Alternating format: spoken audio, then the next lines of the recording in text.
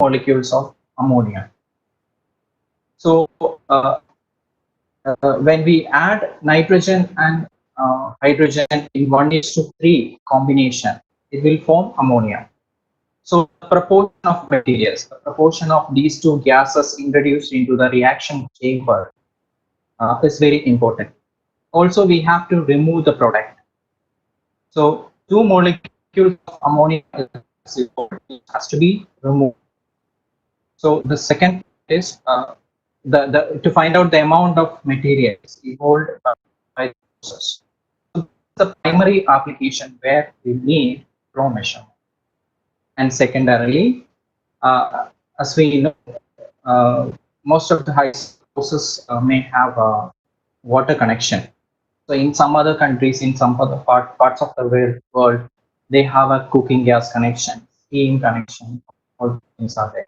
So in order to find out the consumption of this, we need flow measurement. So these are the 2 points, 2 situations where flow measurement is very important. So let's have some history of measurement of flow. It is considered to be one of the most oldest art in the field of instrumentation.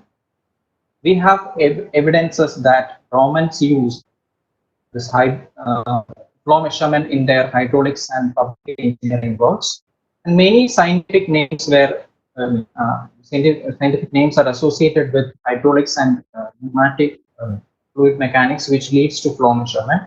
And some of them are Archimedes, Torricelli,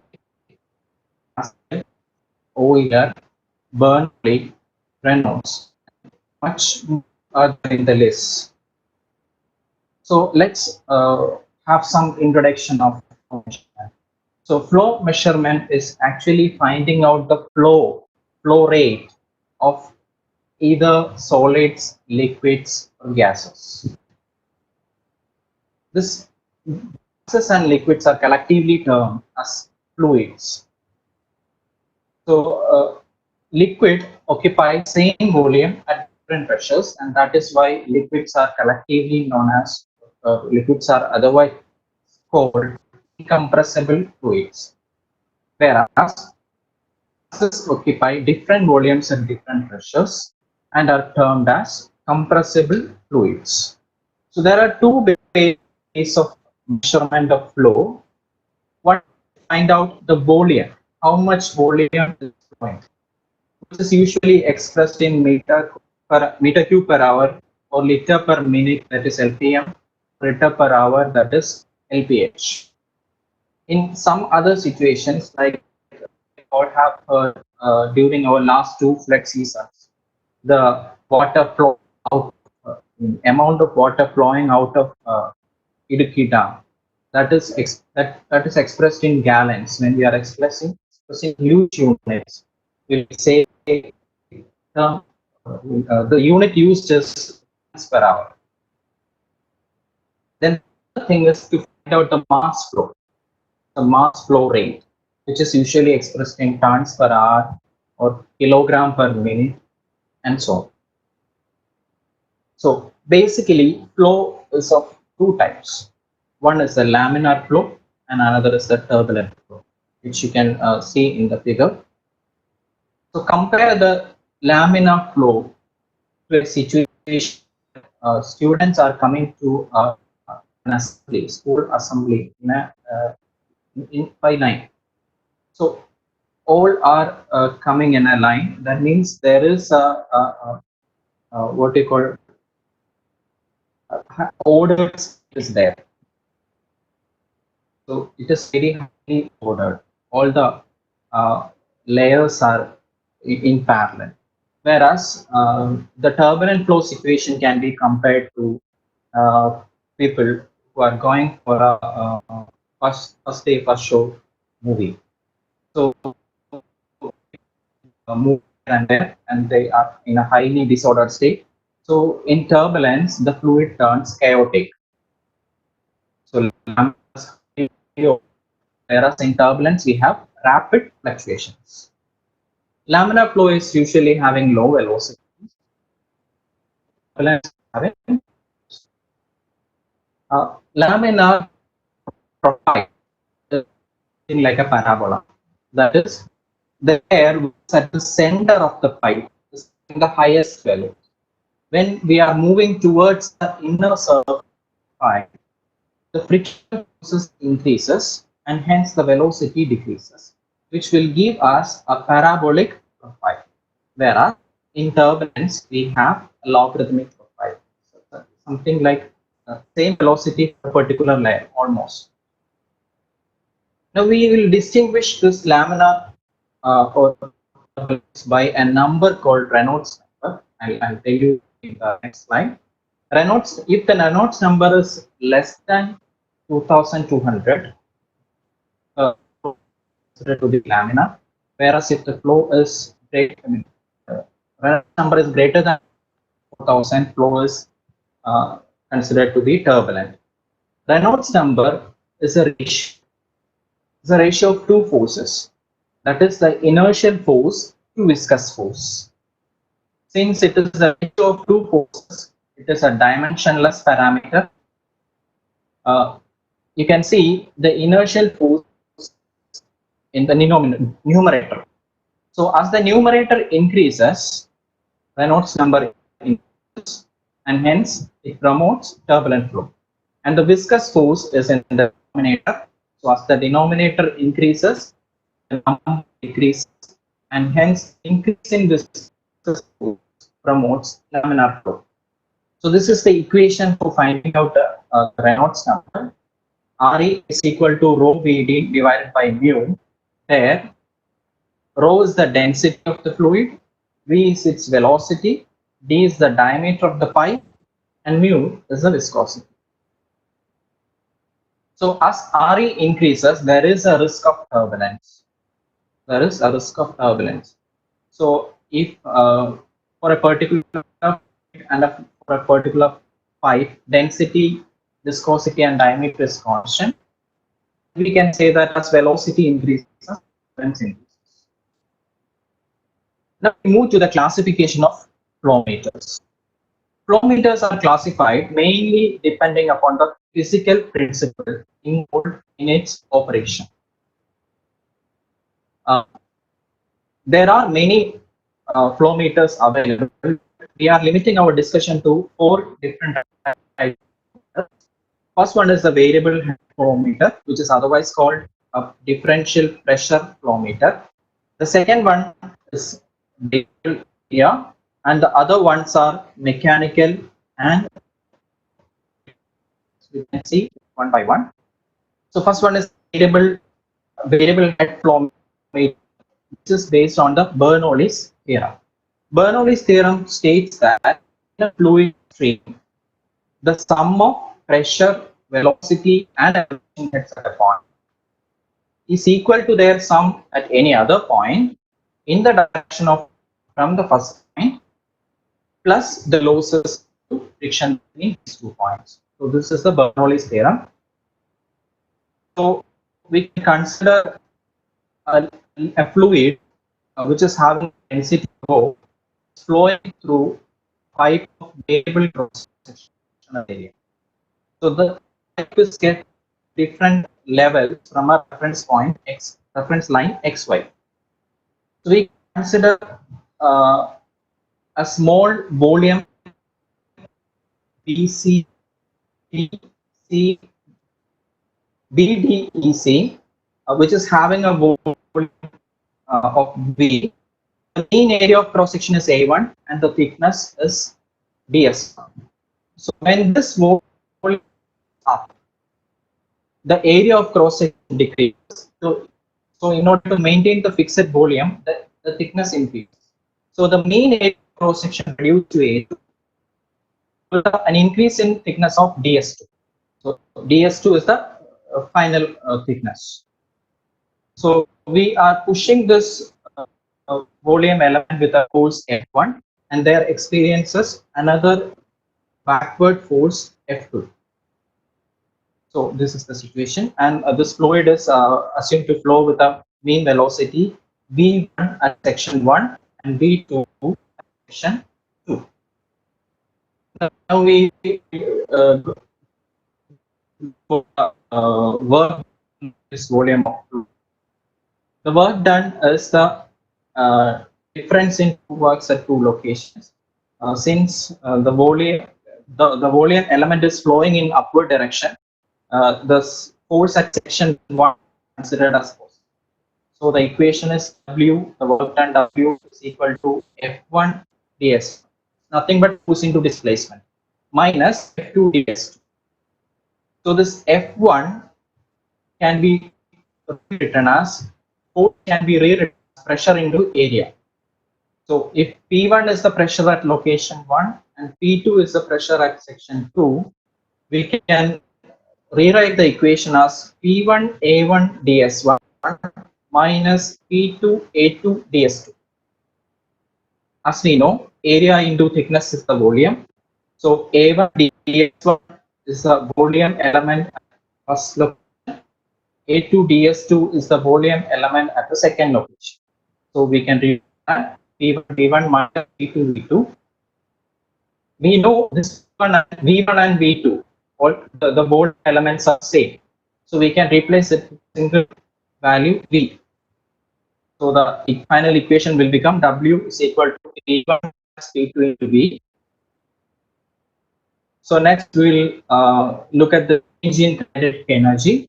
Change in kinetic energy is nothing but energy at the second point minus kinetic energy point, that is half m v2 square minus half m v1 square, where m represents the mass of the volume element. That is nothing but its density into volume. Then the potential energy. So the second volume element is the of the second volume element is at height h2, and that of the first volume element is at height. So the potential energy change can be written as mgh2 minus gh1, where m is mass of the volume element and g represents the acceleration due to gravity. So these are the three we have. You can go for the energy theorem. Work done is the change in energy. So one side we have work, and the other side we have the change in energy. So when we are rearranging that, the terms corresponds to section 1 is at one side of the equation, and section 2 at the other side of the equation, you will get P1V plus half mv1 square plus mgh1 equal to P2 plus half mv2 square plus mgh2. Now we can divide this throughout volume V. So the equation will become P1 plus half m by v. Mass by volume is nothing but the density. So half rho v1 square. M by v is again rho. So half rho gh1. And the other side, P2 plus half rho v2 square plus rho gh2. So this is the equation. When we are dividing this equation throughout with rho, that is specific weight, which is nothing but gamma, which is equal to rho into g. It is nothing but the specific weight. So when we are dividing this, you will get P1 by gamma plus the rho will get cancelled, and you will get V1 square divided by 2g plus h1 is equal to P2 by gamma plus V2 square by 2g h2. Here the P1 by gamma is the term pressure head, then the next is the velocity head, and finally the elevation head. So this is the derivation of a Bernoulli's theorem, that is the pressure head, velocity head and elevation head at section 1 is equal to the sum at section 2. Here the point which lacks is the friction. So we assume that this is a frictionless setup. So that is how we can derive a frictionless Bernoulli's equation for a frictionless incompressible fluid. Now, if the flow is continuous, continuity equation can be applied, and this is the continuity equation. That is, the area into velocity at any point is equal to a constant. That is, area into velocity equal to at one point equal to area into velocity at some This you may experience with a garden hose. When we are rotating the area of garden hose, the velocity increases and the water will flow with high velocity. So that is the continuity equation. And QE is nothing but the volume, that velocity into area. Area is usually expressed in meter square. Velocity is in meter per second. So you will get meter cube per second, which is nothing but the volume flow rate. So V1 can be written as A2 by A1 into V2. If D1 and D2 are the diameters of the two sections, we can say A1 by A1 is D2 square divided by pi by 4 D1 square, or D2 by D1 the whole square. Here D2 is the restricted area and D1 is the original area. So D2 by D1 is termed as beta. So the entire thing A2 by A1 will become beta square. So V1 will become beta square D2. That's this equation.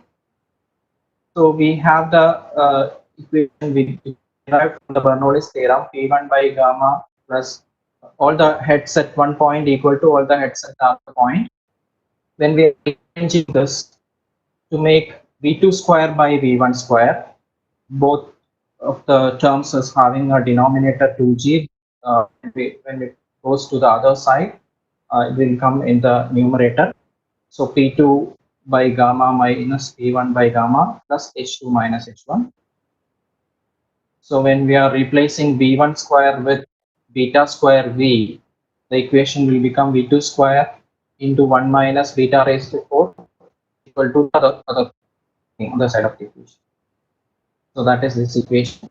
When you are finding out an equation for V2, it will become 1 by root of 1 minus beta raised to 4 root of the entire thing. So QV is equal to A2 into V2. We have arrived at V2. So when you are multiplying this with area, you will get the flow rate, volumetric flow rate. So this is the volumetric flow rate, where this 1 by root of 1 minus beta raised to 4 is termed as the velocity approach factor E.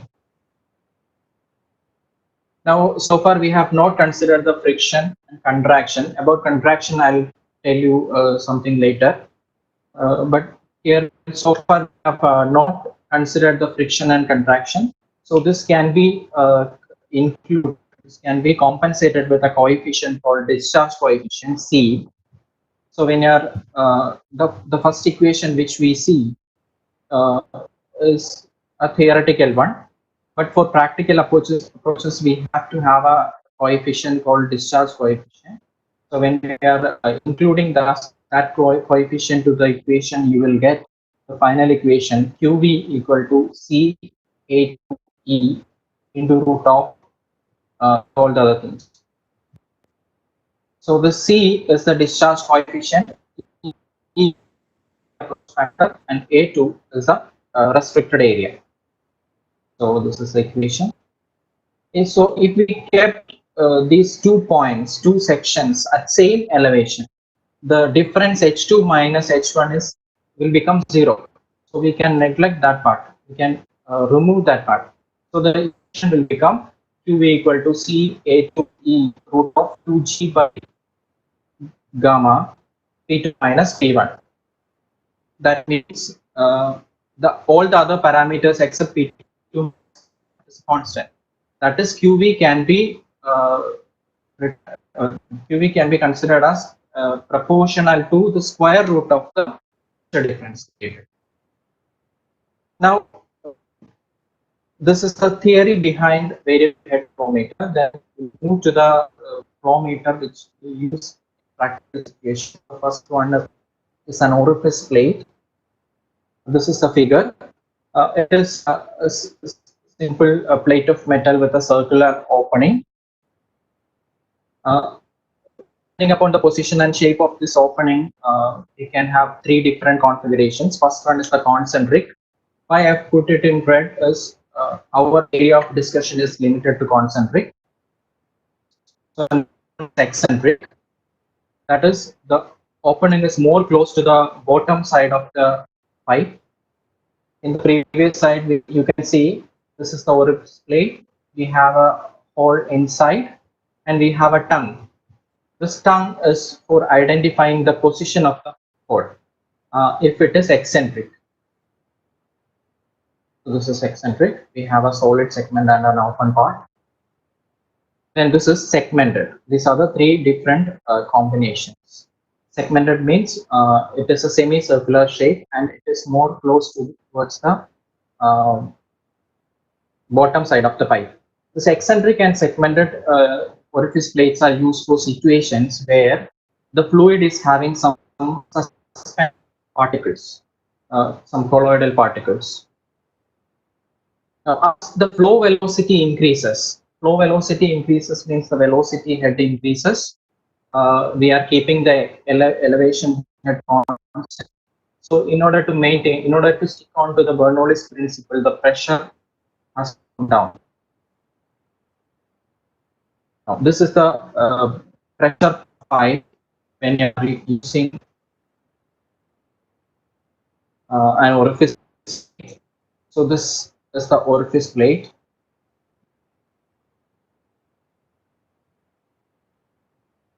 You can see this is the orifice plate.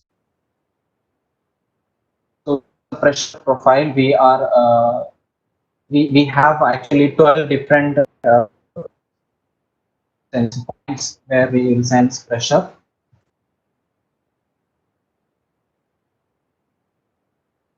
So this is the first section. That is the fluid approaches the orifice.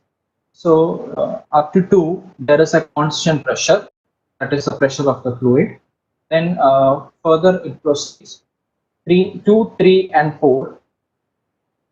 There is a slight increase in pressure. That means the volume is, velocity is slightly reduced. So that is why there is a slight increase in pressure. And at the orifice, what happens is the jet is at high velocity. So at high velocity means the pressure drops and it reaches minimum, which is known as the vena contracta. Vena contracta is the point where the flow experiences the minimum pressure. So I already have told you about contraction. This is the place where I explain contraction. When it leaves the orifice, it is having some inertia, and for some point it experiences that contraction, that what do you call the decrease in area.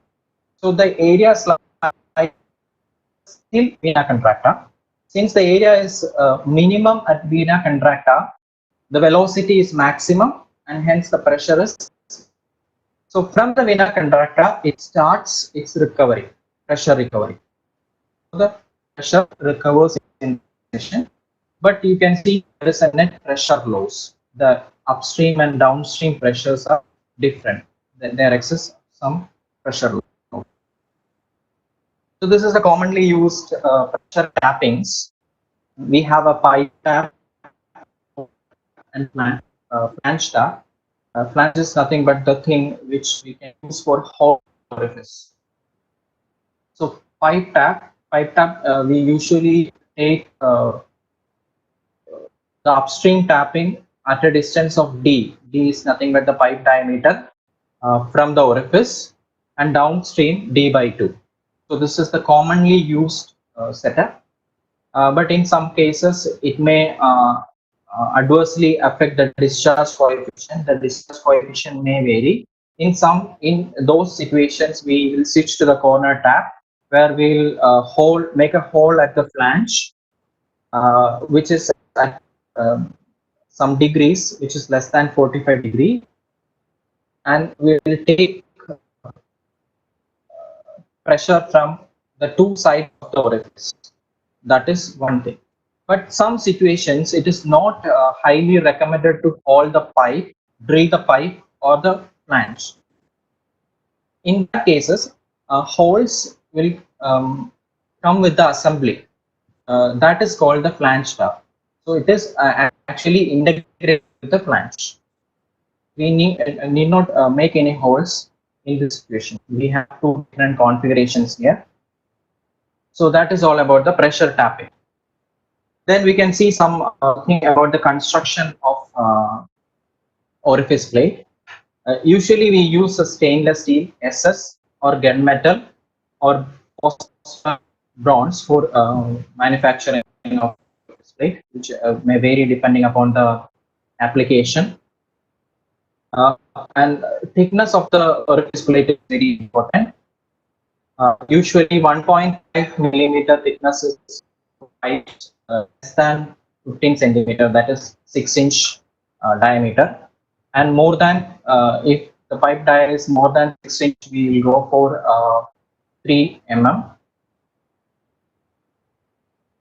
Then edges, edges, upstream edges are made flat, whereas the down edges are big. When the downstream edges are flat, what happens when the fluid leaves the orifice? If there is any suspended particles, it will make some tear or whatever at the at that line. So that is why the downstream will be bigger. Then we'll put some drain holes.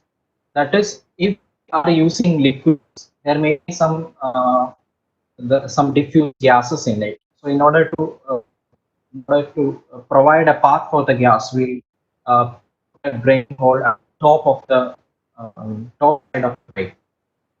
And for gases, it may have some suspended water molecules or gases, liquids. So we'll put a hole at the bottom side. So the merits and demerits of the orifice plate.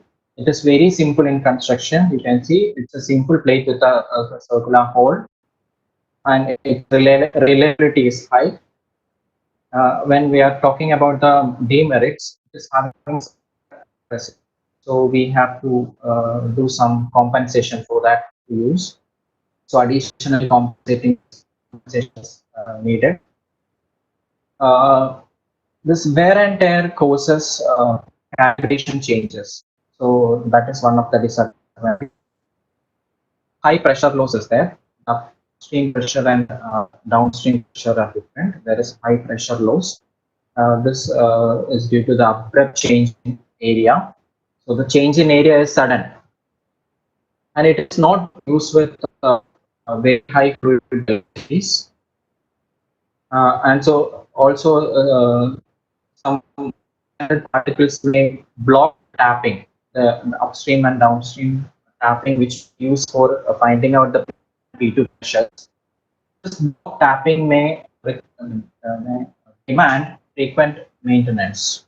So this abrupt change in area is the main difficulty of using orifice plate, which leads to the high pressure loss.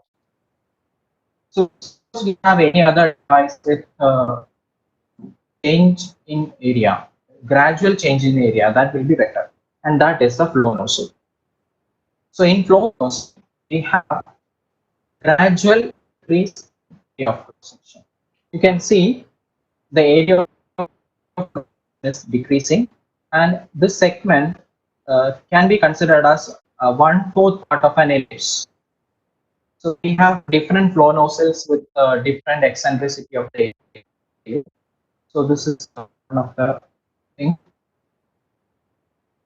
Now, flow nozzle is actually similar to orifice in simplicity, but differ in down.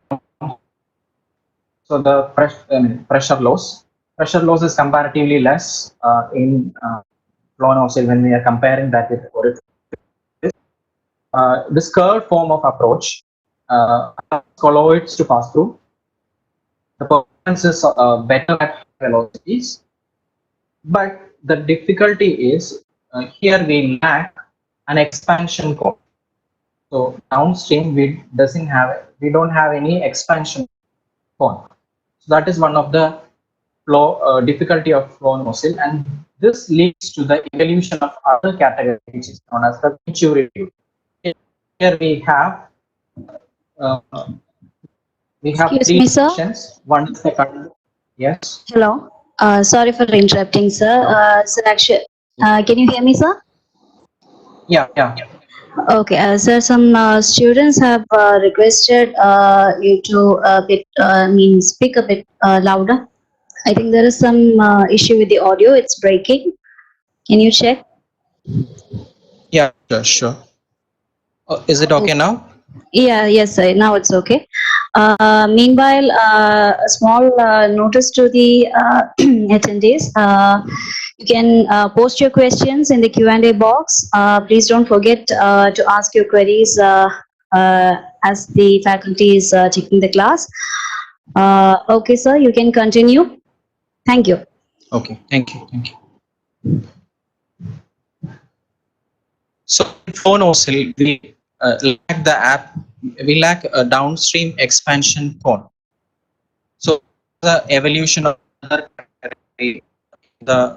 variable head flow meter, that is a Venturi tube. It is usually made by same materials as we have seen in orifice plate, gunmetal, steel, cast iron. All these things are used for manufacturing this tube. Mainly, there are three sections. One is the converging cone, which is the decrease in area of cross section. Then there is a throat, cylindrical throat, where we have a constant area of cross section. And there is a diverging recovery cone. The recovery cone is actually meant for the pressure recovery. So that is in order to minimize, in order to nullify the pressure drop across the device. So the tapping points are marked here, the upstream tap and downstream tap.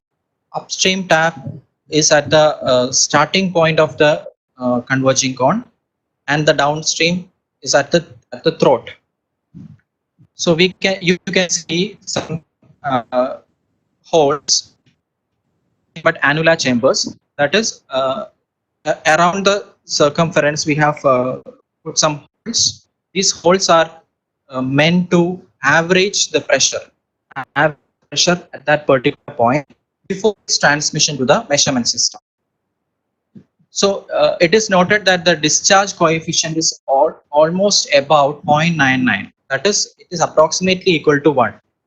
That means the friction and contraction effects are minimum in this Venturi.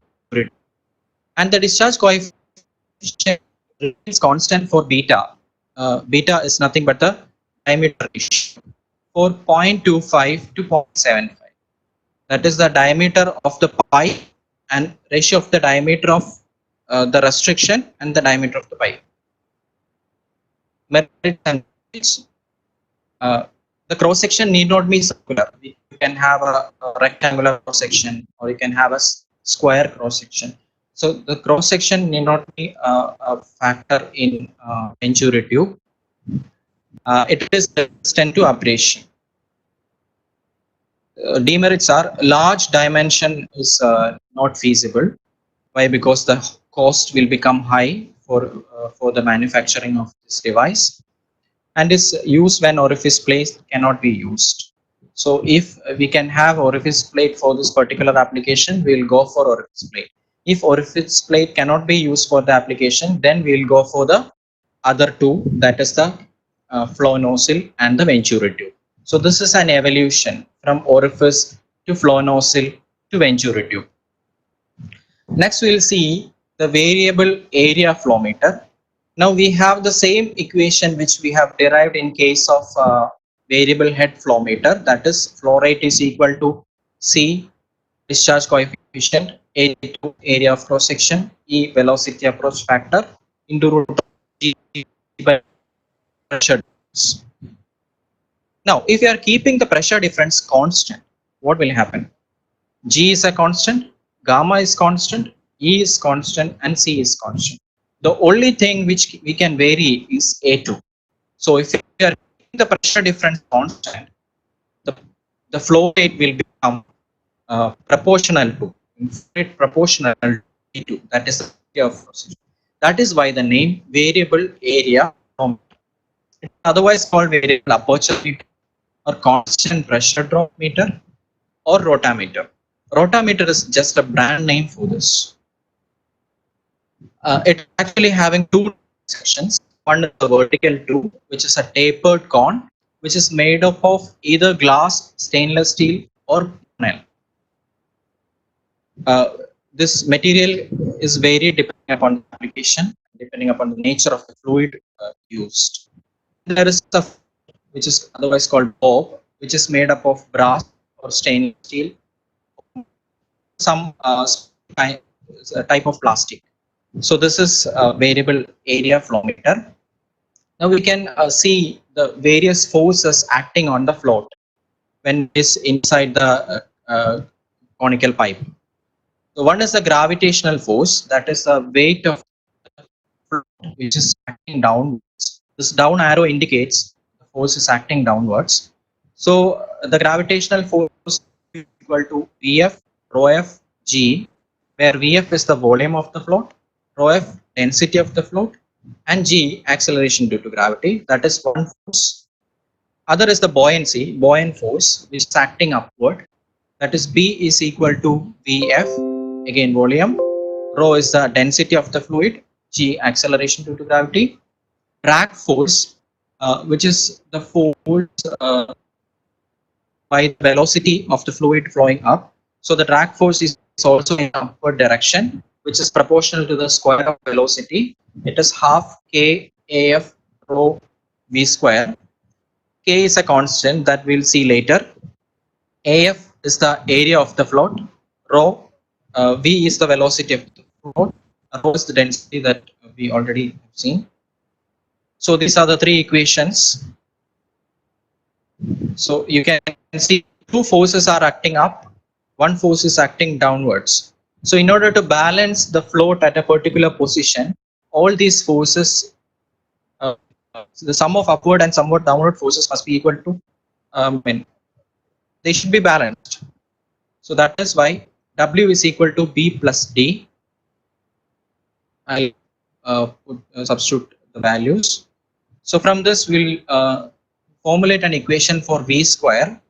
So in order to find out equation for V square, Vf rho g in the right hand side should go to the left. So this will become Vf g into rho f minus rho. And the thing which we lack is the terms which is with V square. So this is 2 by k af rho. So this is the equation. When you're taking the square root, you will get this equation. And on taking this k outside, come 1 by root of k, root of 2g Vf by Af rho f by rho minus. I've just rearranged the equation. So here I'm substituting root k as Cd, where Cd is the drag coefficient. It is a coefficient responsible, we can see in the drag force. So that is the drag coefficient. So when I'm replacing that here, you will get 1 by Cd root of 2g F by Af rho f by rho minus 1. So this is the equation. Then this is actually an activity for the students. If the flow rate to be independent of the density variations, what we'll do is we'll take the partial derivative of QV. When we are taking the partial derivative of QV with respect to the density rho and equate that to 0, you will get the condition for minimum change of QV. And the condition after all the rearrangements, you will get rho f is equal to 2 rho. That is, the density of the float must be twice that of the fluid. So if you are using, if you are implementing like this, the flow rate will be minimally affected by the density variations that you can do on your own. So the conclusion of rotameter, it is a very inexpensive device. It is usually used in laboratory testing or in production lines. Here we have maintained the pressure difference a constant. It can be extended up to ranges 6,000 liter per minute. Also, we have other configurations which we can use for range expansion. If the pipe diameter is very high, we can have some bypass lines and put this rotameter in it, so we can extend the range. If you are using it in the main line, the range is up to 6,000 lpm. Accuracy is 0.5 to 3% of full scale, and it can also be integrated with alarms, indicators, controllers, and recorders. In this slide, we can see the rotameter. If tapered tapered pipe is not glass, you cannot see the float. In that situation, what we use is we have some magnetic linkage arrangement which will exactly determine the position of the float and calculate it accordingly. So then next is the mechanical flow meter, where the flow induces some motion. This flow rate can be found out by measuring the magnetic motion. Mainly there are two popular combinations. One is the positive displacement flow meter and another is the turbine flow meter. So this is the positive displacement flow meter. We discuss the thing about water meters, water connection. In water connection, we actually determine the quantity, the amount of liquid coming to our houses. We are not measuring the flow rate. So positive displacement meters are actually flow quantity meters. They are not flow rate meters. They will find out the exact quantity of water or liquid flow, fluid flow. It can be seen also in petrol pumps or in any other thing where we calculate the consumption, the overall consumption. So positive displacement flow meter is that category, belongs to that category. It actually constrains the flow and it prevents leakage from the upstream to downstream. It is a self-powered device. We can drive some mechanical counters using this. So no importance is the upstream condition, is whether the line is turned or laminar, whatever be the condition. There is no importance to the condition. Many types are there. One of the type is the impeller type. Depending upon the size, shape, the working principle, the many types are there. So we can see impeller type meter. We can see some two impellers. One assumes a horizontal position, whereas another is vertically aligned. If the vertically aligned impeller turns by 90 degree, it automatically turns the other to vertical. So in the first case, it is in the form of a T, English alphabet T. Now it is in the form of an inverted T. So if when this moves by an angle, when it moves by when it rotates, the amount of fluid is taken from the inlet and passed to the outlet. So finding out the rotation, revolution of the impeller, you can exactly find out the flow in quantity transferred from inlet to outlet. So that is the impeller flow meter. And it is a device. It is having long life, frictional losses are less, but having some high cost. High pressure drop is there. So if there are any situations where high pressure drop is not acceptable, you cannot use this device. And clean fluids. If the fluid is not clean, what happens is it will coagulate meter. So that is all about positive displacement flow meter. We'll move to the next, the turbine flow meter. This is the figure which represents the turbine flow meter. You can see a turbine which is connected to an axle. Then at the rim you can have you can see. Then at one side of the pipe, at the upper side of the pipe, you can have a coil which is connected to the data domain. So when fluid flows through the pipe, it rotates the turbine wheel. So at steady state, the speed, I mean the angular velocity of rotation is proportional to the flow rate. The turbine spin induces potential difference that the turbine spins, the magnet, and the magnet arrangement. So there is some cut in magnetic flux linkage. So it induces some potential difference.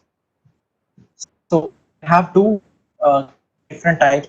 One is the frequency and other is the total number of pulses. The frequency will give you an insight to the flow rate, whereas the number of pulses, the total number of pulses will give you the total amount of fluid flow. We can linearize output by minimizing the frictional effects by providing frictionless bearings. Also, if upstream is turbulent, then we may not get the exact result. And in that situation, what we use is flow straighteners, which converts this turbulent flow to laminar. So that is all about the mechanical flow meters.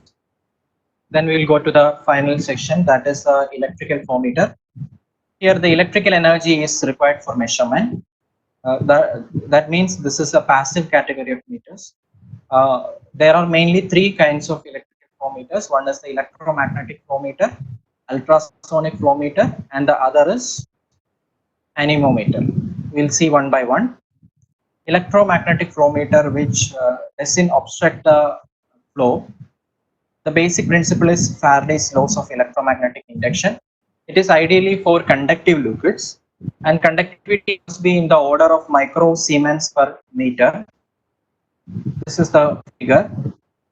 We have the equation for induced electricity, that is E is equal to B cross V into D, where B is the field intensity, magnetic field intensity, V is the velocity of the rotation of the coil, and D is the length of the coil.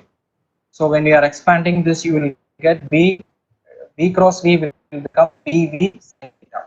Here you can see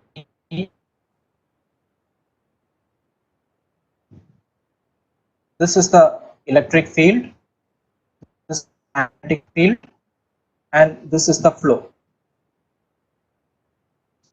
Okay. All these are triangles. So means theta is 90 degree. So sin theta will become 1. So electricity induced voltage E is dBV.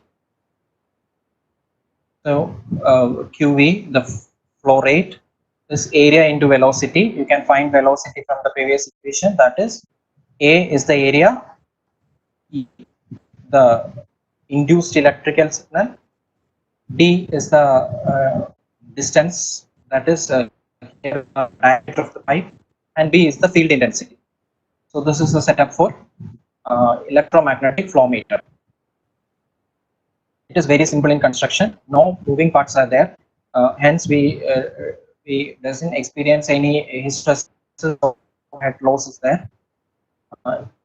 It is very insensitive to density, temperature, and viscosity variations. Having good accuracy, it's a reliable meter, and have bidirectional flow.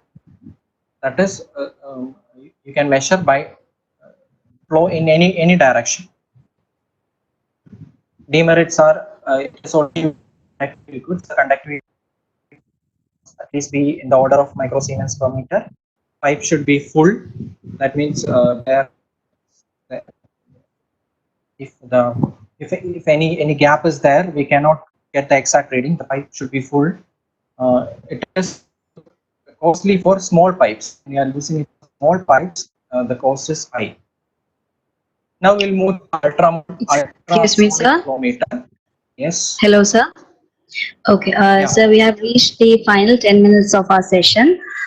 We have some questions. Can we address that now? Yeah, sure. Okay, sir, Anushmaya Anu has asked, what is concentric and eccentric?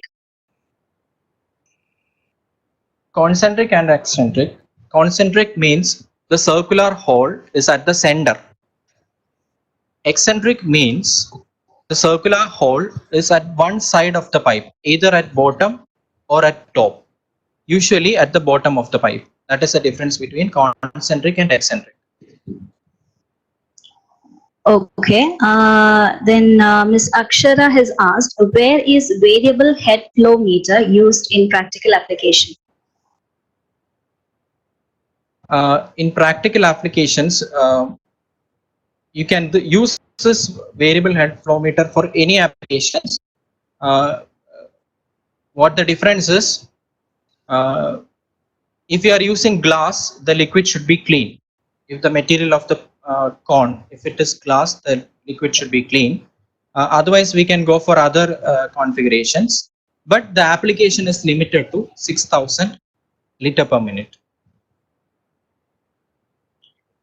Okay, Hello. okay, that's all the question there is from the students. You can continue, sir. We have just 10 minutes left.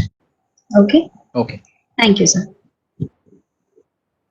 So we are at ultrasonic flow.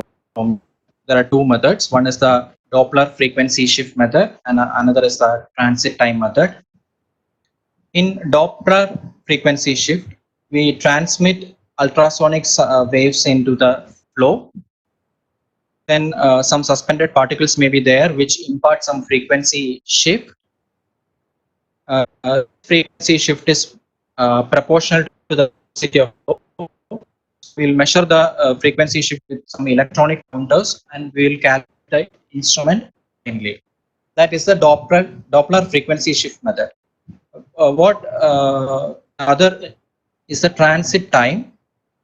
This is the transit time meter. Here we have two pair of transmitters and receivers.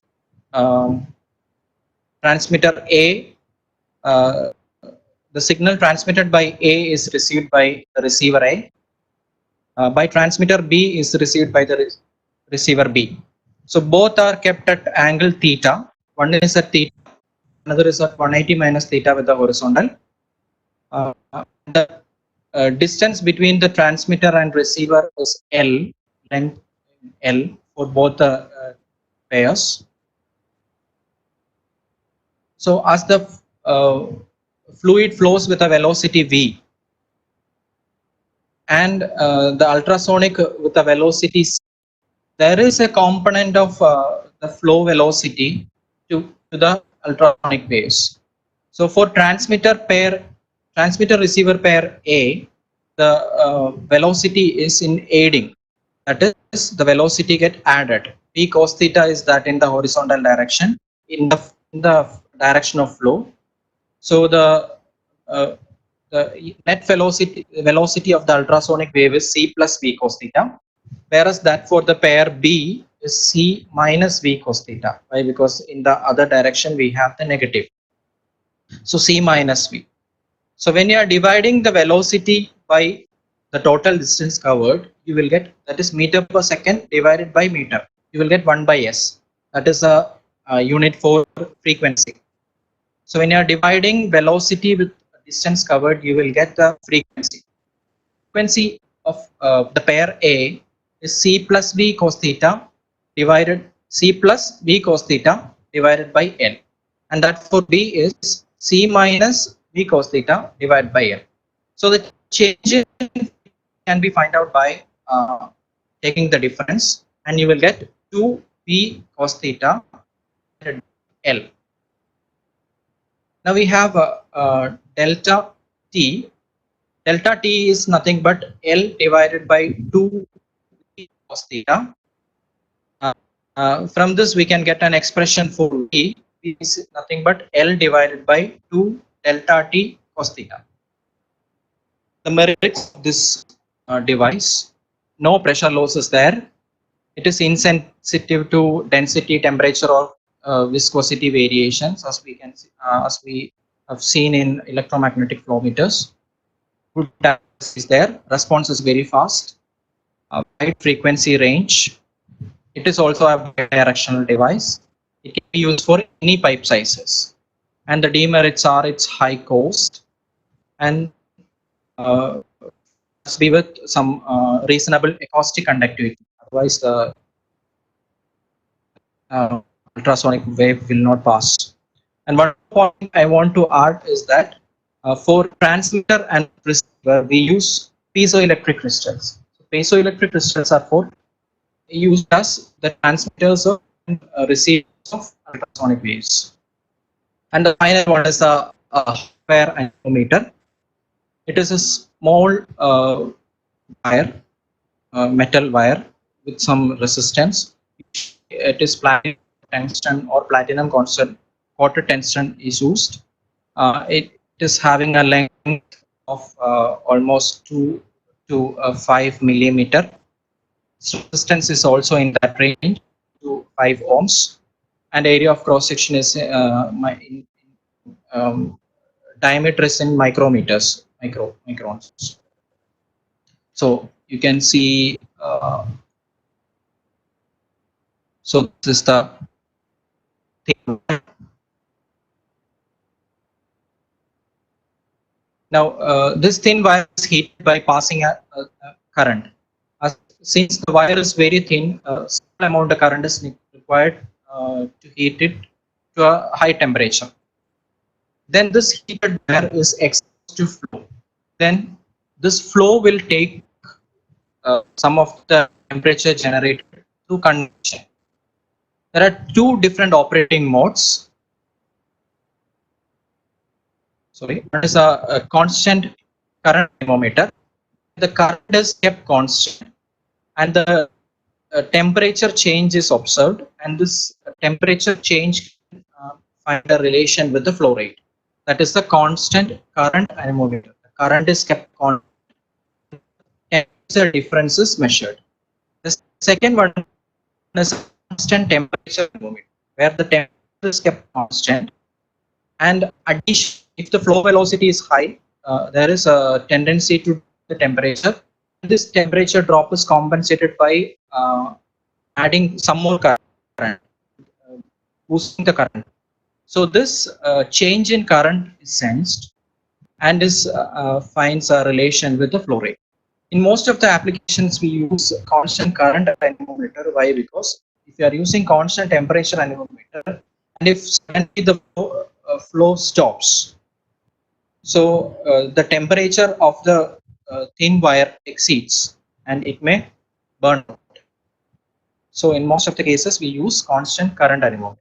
In some other cases, instead of using this hot wire, we use some hot film of metal. So that is one of the modifications of hot wire anemometer. So with this, I'm the session. If you can have any questions, you can post your questions now. And one more clarification I want to give for the student who asked about the rotameter. Rotameter is actually a vertically mounted meter. If your pipe is horizontal, you cannot introduce this rotameter. So what you have to do is you have to put some vertical section, and you have to incorporate this rotameter. That is one of the difficulty of using rotameter in some situations. But what you call as for we are using rotameters in along with some other meters. So with this, I'm winding up the session for today. You can post your questions. Thank you. Sir, we have a question from Akshara again. Where is hot wire anemometer used? Hot wire anemometer is also can be used for situations where it is mostly used for gases. So it is mostly used for gases, and you can use it for non-conductive fluids also. That is the application of hot wire anemometer. Okay, sir. So we have reached our time. Thank you so much for the informative session. I hope it was really interesting for the students as well.